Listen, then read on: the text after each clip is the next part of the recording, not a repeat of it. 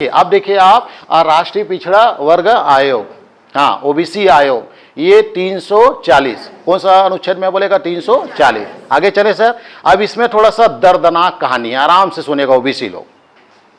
राष्ट्रपति द्वारा अभी तक 2 बार ओबीसी आयोग का गठन किया गया है। किसके द्वारा? आपका राष्ट्रपति 2 बार। इसमें भी वो 5 सदस्य वाला है सेम, लेकिन पहले प्रोसेस को समझिए हुआ क्या आपके साथ। 1953 में काका कालेलकर आयोग का गठन हुआ। काका कालेलकर आयोग का गठन हुआ। उसके बाद 1978 में बीपी मंडल आयोग का गठन हुआ। इन्होंने अपना अपना रिपोर्ट कैसे सौंपा उसको आगे देखते हैं। अभी तक 2 बार ओबीसीओं के हित में काम हुआ है। एक आपका 53 में बोलेगा काका कालेलकर, बहुत प्रसिद्ध आदमी है, और ये जो बीपी मंडल साहब है आपका बिहार सरकार के मंत्री जी, ये आपका तुम्हारा क्या है 1978 मोरारजी देसाई प्रधानमंत्री, और बिहार का मुख्यमंत्री कर्पूरी ठाकुर जो अभी भारत रत्न मिला, और ये बीपी मंडल जी आपका मंत्रीगण। आगे देखो इसमें क्या लिखा है। काका कालेलकर आयोग, इसने क्या बोला था उस समय, क्या रिपोर्ट जारी किया जो आज तक लागू नहीं हो पाया। यह इस आयोग ने 2399 जातियों की पिछड़ी जाति के रूप में क्या किया, पहचान किया। प्रश्न आ जाता है, ध्यान रखेंगे इसको। कितना है आपका तुम्हारा 1 कम 2400, 1 कम 2400, 3000, अरे हाँ 2399, यानी 1 कम कितना है आपका 2400 जातियों का पहचान किया। कौन? आपका काका कालेलकर। उसके बाद उन्होंने आयोग के सरकारी नौकरी में प्रथम श्रेणी में 25%, द्वितीय श्रेणी में 33% और तृतीय श्रेणी में कितना है 40% आरक्षण का मांग किया था। उसने पहले बोला था पहले 25 दे दो, फिर बाद में 33 और बाद में कितना दे देना 40, फिर बताऊंगा 52% क्या होता है। बस इतना प्रोसेस को समझिएगा। इस आयोग की सिफारिश को लागू नहीं किया गया, यानी इस सिफारिश को रखा गया था लेकिन सरकार इसको मानने को तैयार नहीं हुआ और लागू नहीं हो पाया। उसके बाद 1978 में मोरारजी सरकार प्रधानमंत्री बना, तब बिहार में कर्पूरी ठाकुर बिहार का क्या था मुख्यमंत्री, और उसी के प्रयोग से मतलब उसका प्रयास से आपका बीपी मंडल आया। कौन आया? आपका बीपी मंडल। विशेश्वरी आपका तुम्हारा प्रसाद है, लड़के का नाम है, लड़की का नाम नहीं है, तो बीपी मंडल है। तो बीपी मंडल 78 में गठित हुआ, कहीं पे लिखा होगा देख लेना आप, उधर लिखा है 78 में गठित हुआ। इसका क्या था, बिहार के पूर्व मुख्यमंत्री क्या है बीपी मंडल ने आपका 3000 क्या लिखा है आपका तुम्हारा 3743, 3743 कितना है 3743। और हम साले 2-3 ठन जान ठन साहू सिन्हा मानीपुरी 8-10 ठन बस हो गए। उसके बाद हमारा भगवान जाने देखा था स्केटर ने आपके 3700 हाँ 43, यानी मान के चलो आपका तुम्हारा 4000 के आसपास। क्लियर है आपका 3743 जातियों के क्या किया आपका तुम्हारा पिछड़ी जाति के रूप में क्या किया गया, पहचान किया गया, हो गया। अब उसके बाद क्या बोला, सरकारी नौकरी में 27% आरक्षण की मांग किया, यानी कि बीपी मंडल ने ही कहा कि हमारे भारत में ओबीसीओ को कितना प्रतिशत होना चाहिए आपका 27% होना चाहिए। उसके बाद देखिएगा इस आयोग की सिफारिश को लागू किया गया है। यह आयोग एक बहुसदस्यीय निकाय है। इसमें भी कितने सदस्य है बोलेगा तो 5, एक अध्यक्ष है आपका जो कैबिनेट रैंक वाला, एक उपाध्यक्ष है राज्य मंत्री वाला, और ये 3 सदस्य है वो सचिव रैंक का दर्जा प्राप्त रहता है।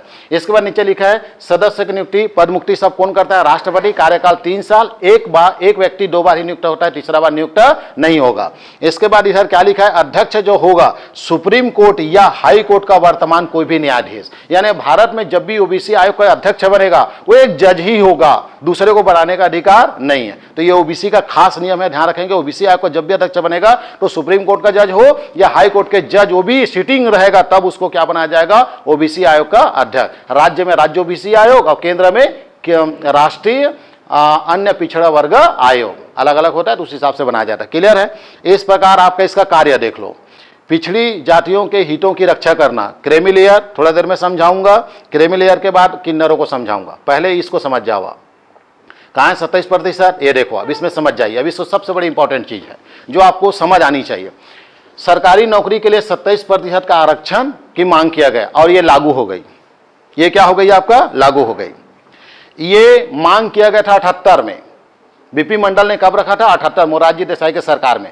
12 साल तक इसमें कोई कुछ हलचल नहीं हुई और ये लागू भारत में कब हो गया, 90 में, 1990 में भारत में लागू कर दिया गया और कहा गया अब सरकारी नौकरी में ओबीसी को कितना प्रतिशत आरक्षण मिलेगा, 27।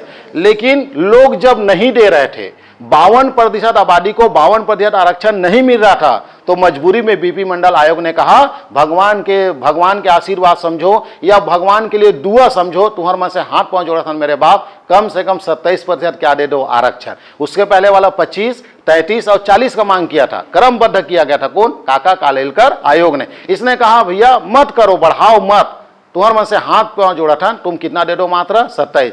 लेकिन दर्द तो यहां है सर कि आपकी आबादी कितनी है ओबीसी वाले का? 52। अब आरक्षण कितना मिल रहा है आपका? 27, और वो भी लागू कब हुआ? 90 में। अब इसको रखा कब गया था, बना कब था आपका? 78। बिहार में जिस समय मुख्यमंत्री कौन था आपका? कर्पूरी ठाकुर। उस समय इसको रखा गया था और लागू होने में 12 साल लगा। और 1990 से सरकारी नौकरी में आपको कितना प्रतिशत मिलता है आरक्षण बोलेगा? 27। ये क्लियर है आपका? अब आपकी आबादी कितनी है? 52, मिलती कितनी है? 27। छत्तीसगढ़ में कितना मिलता है बोलेगा? 14। छत्तीसगढ़ में कितना मिलता है आपका? 14। अब तुम इस चीज को समझो, एससी लोग 16% है और एसटी लोग 8% है। इनके जितने भी बच्चे होंगे 100% आरक्षण है। लेकिन ओबीसी लोग कितना प्रतिशत हो? 52, लेकिन आपको आरक्षण कितना है? 14।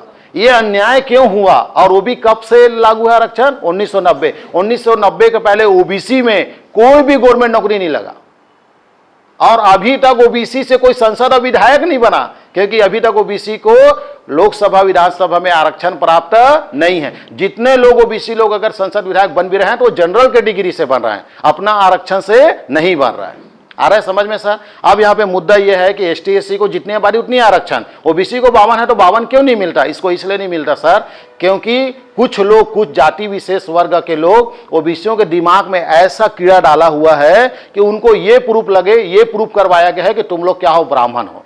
तुम लोग को ये प्रूफ करवाया गया ओबीसी लोगों को कि तुम लोग क्या हो? आपका ब्राह्मण। जबकि बी.आर. अंबेडकर ने स्पष्ट संविधान लिखने के समय कहा था इस देश में उसी को आरक्षण मिलेगा जो कौन होगा? दलित। तो उस समय दलित सभी लोग थे। कौन कौन? एसटी, एससी और ओबीसी, सब दलित वर्ग है, शूद्र है सब लोग। लेकिन जब बाद में धीरे धीरे आजादी के बाद जब लोग, कुछ कीड़ा दिमाग वाले लोग जब आगे बढ़े तो पता चला साहू सिन्हा अपने आप को दलित मानता ही नहीं। और जब ये लोग अपने आप को दलित नहीं मानते मतलब इनके साथ हम लोग गेम खेल सकते हैं। और गेम खेलने का तरीका यही था कि काका कालेलकर के जो रिपोर्ट था उसको आज तक एक्सेप्ट नहीं किया गया। धीरे धीरे पढ़े लिखे लोग जब आए और पढ़े लिखे लोग को पता चला अरे यार मैं तो साहू सिन्हा मानीपुरी में अपने आप को ब्राह्मण समझता था, जबकि हम लोग को आरक्षण प्राप्त है, मतलब हम लोग कौन है? दलित है। और दलित की आबादी कितनी है? हमारा 52। तो हमको तो 100 में से 52% क्या चाहिए? आपका नौकरी। 52% हमको आरक्षण मिलना चाहिए, लेकिन हमको मिल कितना रहा है? आपका 14। तब धीरे धीरे आते आते 1990 तक आपको मात्र कितना आरक्षण का प्रावधान बना? 27। और छत्तीसगढ़ में कितना है बाबू लोग? 14। यानी जब तक ओबीसी लोग अपने आप को दलित नहीं मानोगे तब तक सरकार आपके साथ गेम प्लान करते रहेगा। और जिस दिन भारत के पूरा ओबीसी लोग बोलेंगे कि हम लोग हाँ दलित हैं, हमको 52% दो, तो उस दिन आपकी सरकार बनेगी और आपको 100 में से 52% क्या मिलेगा? आरक्षण। आपके साथ 100% अन्याय की जिम्मेदारी सरकार नहीं, आप खुद है, क्योंकि आप अपने आप को दलित नहीं मानते। जिस दिन दलित मानेंगे तब 52% क्या मिलेगी? आरक्षण। आ गई बात। अब 33,000 टीचर की भर्ती निकला है, इसमें आपके साथ कितना अन्याय हो रहा है इस बात से समझिएगा। 33,000 में से अगर 52% अगर निकालूं तो लगभग 16,500 के आसपास ओबीसी बच्चे टीचर बन जाएंगे। लेकिन आज अगर यदि मैं 14% को निकालता हूं 33,000 में तो लगभग 3,500 के लोग आप लोग ओबीसी में लगोगे। आप बताओ 13 से 14,000 लोग, सिर्फ आप लोग अपने अस्तित्व को ना पहचानने के कारण वो बच्चा नौकरी नहीं लगेगा, उस पद को जनरल वाला खाएगा। अब अंदाजा लगा, इतना अंतर है। क्यों? क्योंकि आप किसी घर जा चले जाओ ओबीसी का, उसको बोलना तुम वाला हमें छुआ मान, अगर हाँ हमन कहा मान, हम खुद दलित मतलब छुआ मान था। तो आप जब तक अपने आप को पंडित मानते रहेंगे सरकार आपका जीवन में क्या करते रहेगा? आपके साथ शोषण करते हैं। शोषण ही है नहीं तो क्या है जी? आपकी आबादी 52%, मिला कितना है आपका? 14। वो भी सरकारी नौकरी में। ओबीसी में तो आपका संसद विधायक में तो आरक्षण है ही नहीं। पॉइंट को समझिए आप, यानी 100 पद निकलता है उसमें 14 लोग लगते हैं बस। और अगर यदि तुमको 52% जितना आबादी उतना आरक्षण मिल जाए तो 100 पद में से 52 ओबीसी से क्या लगेंगे? गवर्नमेंट नौकरी। इसको समझने की चीज है। यह है आपका तुम्हारा अन्य पिछड़ा वर्ग आयोग। इस वीडियो को एक एक ओबीसी तक पहुंचा दो भैया कि आप लोग 52% हो। और अगर जिस दिन आपकी आत्मा जागा थे दादा, जागा थे। अभी मैं आए दिन सुनता हूँ ओबीसी वालों का मीटिंग हो रहा है, ओबीसी वालों का मीटिंग हो रहा है। देखना भी पढ़े लिखे लोग, संसद विधायक लोग का बीच बीच में अभी उत्तर प्रदेश बिहार के लोग तो बहुत माइंडेड है जी। उधर वाले लोग तो सब सर के सब वही लोग तो किए हैं, तब तो जाकर आपको कितना मिल रहा है? 27।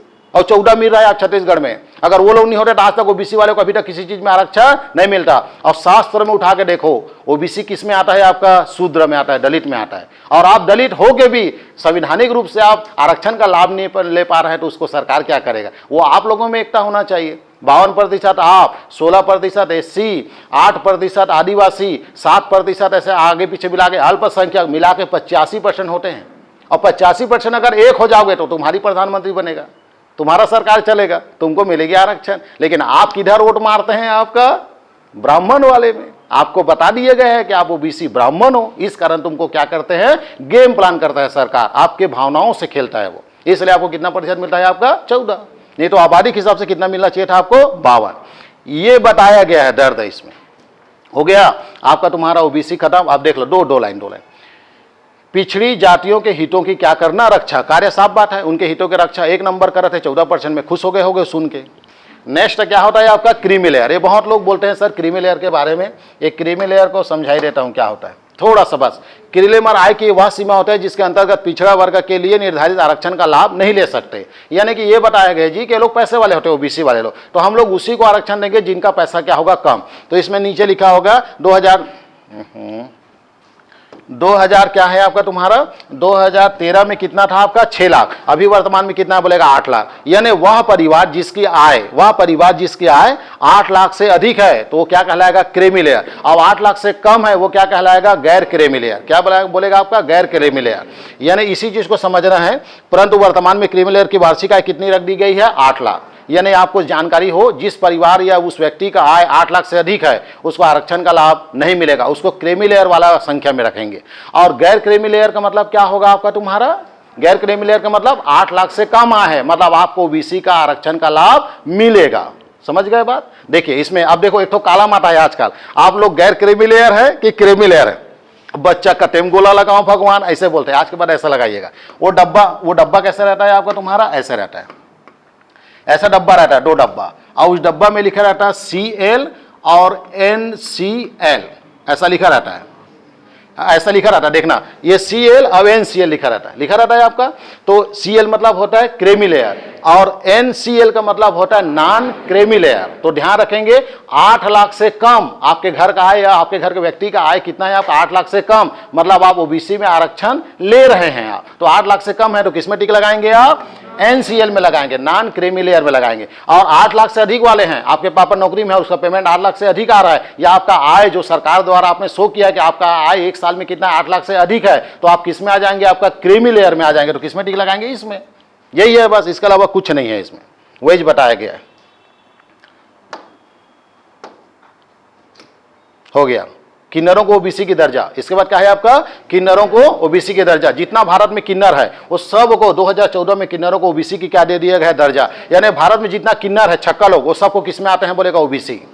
और जो लड़की पद्धति वाला है वो लड़की तरफ से खाएगी पोस्ट को, और जो लड़का पद्धति वाला है वो लड़के का पोस्ट को खाएगा कि नहीं जी? अभी पुलिस भर्ती लिखा है, क्या बोला है? वह किन्नर जो महिला मानती है अपने आप को तो 800 मीटर दौड़ेगी, और वह किन्नर जो अपने आप को पुरुष मानता है वो 1600 मीटर दौड़ेगा। मानते हैं आप बात? इसको अगर यदि अधिक जानना है तो मेरा साइंस का क्लास आज वाला अटेंड कर सकते हैं, क्योंकि आज मैं प्रजनन तंत्र पढ़ाने वाला हूँ, रिप्रोडक्टिव ऑर्गन्स। क्लियर है आपका? तो ध्यान रहे भैया।